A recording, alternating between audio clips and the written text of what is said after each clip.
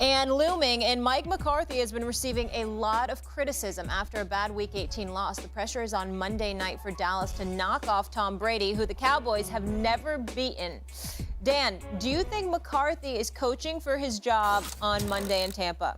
I do not. I think that Mike McCarthy has been held to just such unrealistic expectations. Mike McCarthy, and Marcus pointed this out the other day, has won 24 games in 2 years. Do you want to know the two teams that have more wins? The Chiefs and the Bills in the NFL. Those are the only two teams. He's got more wins than Matt LaFleur and the Packers. He's got more wins than Nick Sirianni and the Eagles. He's got more wins than Kyle Shanahan and the 49ers. And the reality is this, like last year we sat there and said, oh, it's the penalties, and that was fair. They got better with penalties this year. Last year we talked about situational football. You can make the case that they're the best situational football team in the NFL this year. So they've improved in those things. They went 4-1 with the backup quarterback. The only thing that we could have a conversation in regards to when it comes to Mike McCarthy is how much Dak Prescott's play has slipped this year. And it's strictly attached to the interceptions. Are you pinning those on Mike McCarthy? Is that what's going on? You're pinning those on Mike McCarthy? Because I could talk about this for an hour. Are you pinning those on Mike McCarthy? Why do you want to fire him if he loses? Tell me why. Dan Orlovsky. I say this facetiously because you know I don't mean it literally. I'm just talking about as it pertains to the subject about the Cowboys. You and Marcus Spears, grow the hell up. Stop being petty. Stop. We ain't talking about what I want. I don't give a damn. I ain't losing no sleep if Mike McCarthy stays on as the coach of the Dallas Cowboys. That's not what this is about. This is about what we think will happen if he loses. What we think Jerry Jones might do. That's all this is. You understand? I sleep well at night, no matter how nauseating and disgusting Dallas Cowboy fans can be, no matter what level of joy their misery brings to my life because their team loses, okay? Because I have no greater joy in sports than watching a Cowboy fan miserable over their team. It's a beautiful thing, okay? The fact of the matter is that we're talking about what we think Jerry Jones is going to do. We ain't talking about wins and losses. We understand he's won more games than he's lost. We understand the last 2 years they've got to the playoffs. We understand the last 2 years they've had back-to-back 12-5 seasons. We also saw them not even be able to get off a play in the final 13 seconds. But a week later, Patrick Mahomes took Kansas City down the field in 14 seconds and put them in field goal range. We saw that. We've lamented the penalties and how that plagued them last season, okay? We also paid attention to this year, and we've seen Dak Prescott throwing interceptions. We see them not being able to get him under control. We've seen Dan Quinn.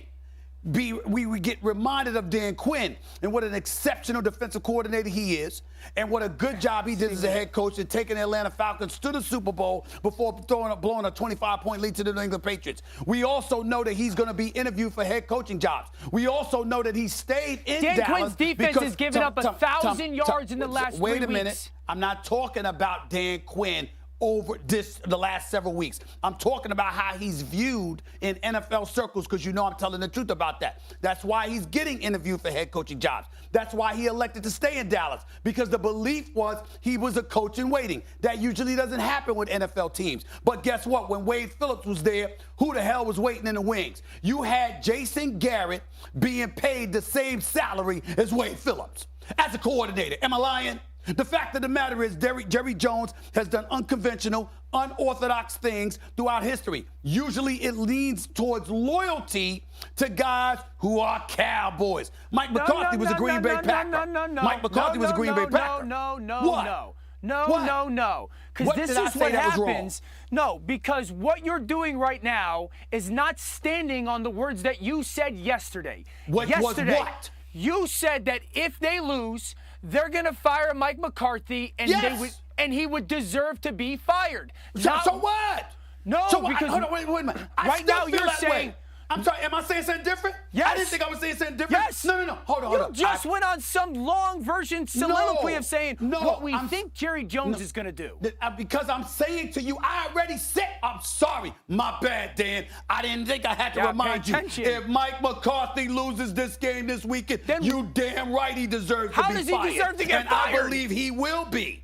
Stephen A., is it because of the penalties? Is it because of that bad gaffe that they had in the playoff game? Is it because Sean Payton? All of the above, even though that's not Sean Payton part, because I think Sean Payton wants to be in Los Angeles running the Chargers. Because Brandon Staley's going to get his first five if he loses to Jacksonville. Dan wants you to list a reason. Let me say this to you. The reasons that you mentioned, and last but not least, it's not about what you think the job description is. If I'm the owner, I decide what the damn job description is. If I want you to get to the NFC Championship game and you don't do it, I'm going to get somebody who does. If I want you to get to the Super Bowl and you don't do it, I'm going to get somebody who does. If I'm telling you I'm not hiring you to win 12 games in the regular season and that suffices, then that's my condition.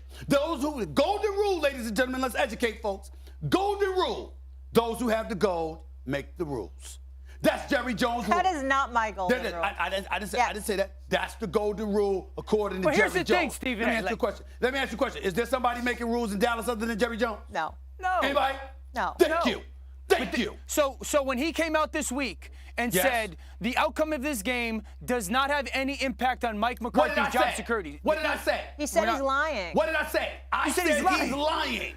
By the way, 105.3, the flagship station for the Dallas Cowboys, has called me to come on because evidently they need me to come back on to echo what the hell I said. He's lying. But here's my thing, Stephen A.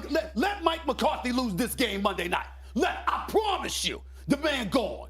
I promise you. He gone, and Quinn will be up in there as the head coach before McCarthy stays. And like I said on your tweet yesterday, he might be fired, but he does not deserve to be fired. Okay. Stephen A., let's look at this factually. Okay. Let's just talk about this in facts. Sure. Mike McCarthy this year, again, 24 wins in the last 2 years, only behind Kansas City and Buffalo, more than anybody else in the NFC.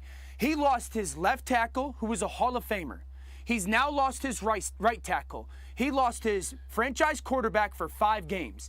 They lost their number 2 receiver for a month to ACL surgery. They've lost their starting nickelback and their starting corner opposite Trayvon Diggs. Oh, please. Those don't matter? Listen, I'm not saying to you that doesn't matter. I'm saying to you years ago, they glamorize it. Yeah, of course. And, of course, in a full contact sport, that kind of toughness does inspire because you need toughness in a full contact sport. I get it. But I always made sure to say, I don't know about the wisdom of him doing it. Looking back, guys, just because, oh, no, hey, we can ride with this, it's working, he's doing it. When the problem with playing him 4 days after the initial event, because he cleared protocol, the problem with that was once that happens within a 4-day span, I really think that's it for the season, at least. I think that because the next time your head gets knocked, it's probably going to happen again. This is my experience watching boxing, right? Yeah, it totally, if you remember, I said once you get it once, you get a tap twice, and then it's a barrel thump the third time, and then, and then you just, it recycles and repeats itself. They sit you down, Jay, for, you get your third concussion, they sit you down for 6 weeks, they say, oh, he's cleared to go. A guy plays 1 or 2 games, and next time he get hit, boom, he's out again for 6 weeks. I mean, that's the way it always was. Now I'm glad that this program is in place to make these tough decisions. Yeah. And let me just say, from my experience watching the fights, I'm almost 50, right? For a long time, it's that if the second concussion occurs too close to the first one, this is anecdotal, I get it. I'm not a scientist here. But you can use your common sense and observation and draw conclusions. The problem is from then on, it feels like the wiring is different. When they decided to play him 4 days after the initial event, Jay, it seems to me it has jeopardized his career. Oh, 1,000%. And we're not talking about 2 concussions. I mean, 2 concussions is a lot. You're talking about 3 in 1 season. So it does lead you to the next question as if – now, look, we'll get into the Bills and the Dolphins game with Skylar Thompson now and how that changes, and the line has moved up a little bit to 12.5 instead of 9. But ultimately – the bigger discussion around is Tua your certified definitive quarterback moving forward for this franchise, considering how injury prone he is, being concussed 3 times. No, we got to look at another direction. Yeah, Jimmy G, Derek Carr, other options, draft. Yeah, Jimmy Garoppolo healthy makes the most sense because he knows the system being with McDaniel. But at the same time, you got to make a decision on where you place Tua. Even if he's not your long-term solution, is he a backup? Is he a short-term? Like, do you still want to play with that, or do you want to give him his $6 million, $7 million, $8 million or whatever on his last year before you make a decision to pick up that option in May? So you got all the way to May to pick up the 5th-year option. Yeah, Key, his 4 year. I'm going to say one thing, Key. It's I really feel for Tua, man. Me too. It's because your warrior spirit as an athlete always wants to get back on the court or on the field to play. And Key, you have made mention of chasing the bag. Like with the way this